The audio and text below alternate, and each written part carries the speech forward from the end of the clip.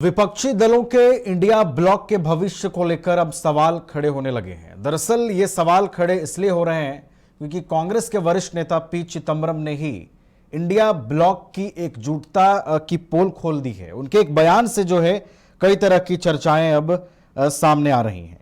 India धड़े के प्रमुख सहयोगी और कांग्रेस के वरिष्ठ नेता पी चिदंबरम के बयान के बाद बीजेपी विपक्षी एकता पर हमलावर हो गई है। चिदंबरम जो है उन्होंने एक बड़ा बयान दिया है। उन्होंने इंडिया गठबंधन को लेकर चिंता व्यक्त करते हुए कहा है कि वह आश्वस्त नहीं है कि यह विपक्षी गठबंधन अभी भी पूरी तरह से एकजुट है और इस बयान ने सियासी तपिश देश भर में बढ़ा दिया है। हमारे साथ हमारे वरिष्ठ सहयोगी मनीष भी जुड़े हुए हैं पटना स्टूडियो से। सीधा मनीष के पास चलेंगे। मनीष, देखिए, विपक्षी एकजुटता की लगातार बातें होती है। इंडिया ब्लॉक लगातार इंटैक्ट रह के ये बात करता है कि हम लोग एकजुट हैं, लेकिन पी चिदंबरम की अगर आप बयान को देखेंगे मनीष, तो विपक्षी एकजुटता का हवा निकालने वाला ये बयान है उनका। कैसे देख रहे हैं उनके बयान को? क्या पहली प्रतिक्रिया होगी आपकी? देखिए, पी चिदंबरम ने ये जो बयान दिया है, ये पी चिदंबरम ने ऐसा ही बयान नहीं दे दिया है कि हवा हवा में ये बयान दिया गया। बहुत सोच समझ कर दिया गया ये बयान है और साफ तौर पर पी चिदंबरम ने ये कहा है कि इंडिया गठबंधन के भविष्य को लेकर गंभीर चिंता उन्होंने जताई है। उन्होंने ये कहा है, पूर्व विदेश मंत्री सलमान खुर्शीद और मृत्युंजय यादव द्वारा लिखी पुस्तक, आपको बता दें, कंटेस्टिंग डेमोक्रेटिक डेफिसिट के विमोचन में के मौके पर ये पहुंचे हुए थे। तभी पी चिदंबरम ने कहा कि इंडिया गठबंधन का भविष्य उज्जवल नहीं दिखता। उन्होंने आगे कहा कि यह निश्चित नहीं है कि अब यह गठबंधन अब पूरी तरह से एकजुट है भी या नहीं है। देखिए, इन सब यहां पर बिहार में चुनाव होने वाले हैं। बिहार में चुनाव होने वाले हैं। ऐसे समय में पी चिदंबरम का बयान कहीं ना कहीं ये जरूर दिखाता और दर्शाता है कि बिहार के अंदर कांग्रेस कुछ इस बार बड़े करने की सोच रही है। और आपको ये भी बता दें कि जो कांग्रेस है, कांग्रेस आपने देखा राहुल गांधी आए थे, दरभंगा है, फिर यहां पर पटना है। उन्होंने एक मूवी भी देखी, फूले मूवी थी, फूले का नाम था मूवी, उन्होंने वो भी देखा। लेकिन इन सबके बीच में उन्होंने विपक्षी पार्टियों के और भी जो भी घटक दल थे उनके महागठबंधन के, उनसे कोई मुलाकात उन्होंने नहीं की। यानी कि खुद दूरी बनाई जा रही है कांग्रेस की तरफ से। कांग्रेस की तरफ से ये कोशिश की जा रही है कि अभी हम दूरी बनाए रखें और कोशिश ये भी की जा रही है कांग्रेस की तरफ से कि इस महागठबंधन में अगर हम रहें तो हमारे पास सीटें भी मजबूत रहें ताकि मजबूती से हम चुनाव लड़ सकें। थोड़ा पीछे लेकर चलेंगे। आपको मालूम है कि अभी एक स्कैनर जारी किया गया जिसमें कांग्रेस की तरफ से यह कहा गया कि इस स्कैनर के जरिए आप अपना आवेदन दे सकते हैं 243 सीटों पर, सभी सीटों पर आप लोग आवेदन दे सकते हैं। यानी कि कांग्रेस अपना कार्ड खेल चुकी है। एक प्रेशर पॉलिटिक्स कांग्रेस चल चुकी है, जिसके जब कांग्रेस को लगा कि नहीं अब ये ज्यादा हो गया है, तो कांग्रेस की तरफ से सफाई दी गई कि अगर हमें जितनी सीट मिलेगी महागठबंधन पर हम उतना लड़ेंगे, लेकिन हम चाहते हैं कि सभी सीटों पर हमारे पास आए, आवेदन आए और हम देखें हम कहां पर मजबूत हैं। और फिलहाल अगर महागठबंधन में जिस जिस सीटों पर चुनाव अगर हमें मिलता है, सीट मिलती है, हम चुनाव लड़ेंगे। देखिए, सूत्रों की माने तो सूत्रों के हवाले से जो लगातार खबर निकल कर आ रही है, छन कर आ रही है, वो ये है कि इस बार कांग्रेस 100 सीटों से कम नहीं मांगेगी।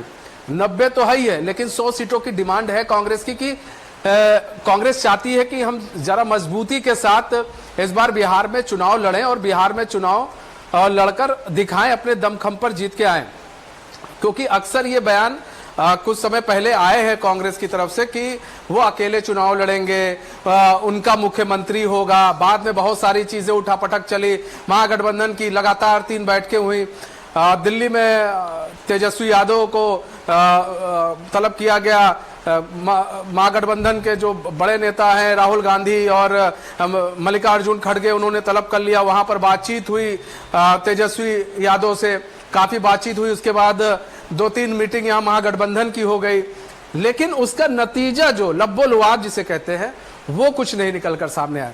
क्योंकि जो तीनों मीटिंग हुई महागठबंधन की, कोई बड़ा चेहरा नहीं था उसमें, तो कोई एक बड़ी बात निकलकर सामने नहीं आई। भले ही बाद में ये कहा गया नहीं तेजस्वी यादव को हम अगुवाई में चुनाव लड़ेंगे, कई लोगों ने कहा, लेकिन कई लोग इस चीज से सहमत भी नहीं थे। और ये भी कहा जा रहा है कांग्रेस के अंदर अभी 2 फाड़ चल रहा है। कांग्रेस के अंदर एक फाड़ ये कह रहा है कि भाई अकेले दम पर चुनाव लड़िए, और ताकि हम जो हमारे परसेंटेज घटे हैं, वोट परसेंटेज घटे हैं, उन वोट परसेंटेज को हम अच्छा कर सके और आने वाले समय में हम और भी अच्छा बेहतर कर सकेंगे, और अगर ज्यादा हमारे पास सीटें होंगी तो और ज्यादा होगा।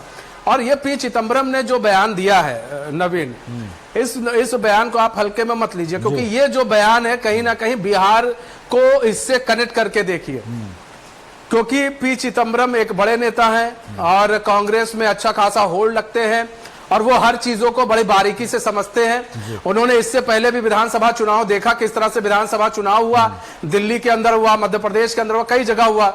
वहां पर महागठबंधन जो है, कहीं पर भी महागठबंधन नहीं दिखा, उस टाई फिश दिखा। और ऐसे में पी चिदम्बरम को यह मालूम है कि जितनी भी क्षेत्रीय पार्टियां हैं राज्यों के अंदर, वो हमेशा कांग्रेस को दबाती आई हैं, वो हमेशा कांग्रेस से ज्यादा सीट लेती आई हैं। तो इस बार कांग्रेस के दिमाग में भी है कि हमें अगर क्षेत्रीय पार्टियों को थोड़ा से अगर दबाना है तो हमें बराबरी की बात करना पड़ेगा। तो अब मेरे ख्याल से यहां बराबरी की बात होगी, जो भी सीट शेयरिंग को लेकर होगी बिहार में। और पी चिदम्बरम का बयान महागठबंधन के लिए एक थोड़ी सी चिंता की लकीर बढ़ाने वाला है नवीन। चलिए, तो चिंता की लकीर बढ़ाएगा पी चिदम्बरम का यह बयान। मनीष ने तमाम जानकारियां दी कि किस तरीके से बिहार चुनाव में कांग्रेस अपनी जो जनाधार है उसको वापस करने की कवायद कर रही है, तो दूसरी ओर पी चिदम्बरम का यह बयान निश्चित रूप से इंडिया ब्लॉक की चिंता बढ़ाएगा। और इंडिया ब्लॉक अब उनके बयान के बाद कितनी सहज होगी और अपनी राजनीति को कैसे आगे बढ़ाएगी, ये तमाम चीजें भी देखनी होंगी। बहुत बहुत धन्यवाद मनीष आपका हमारे साथ जुड़ने के लिए, तमाम जानकारी हम तक पहुंचाने के लिए।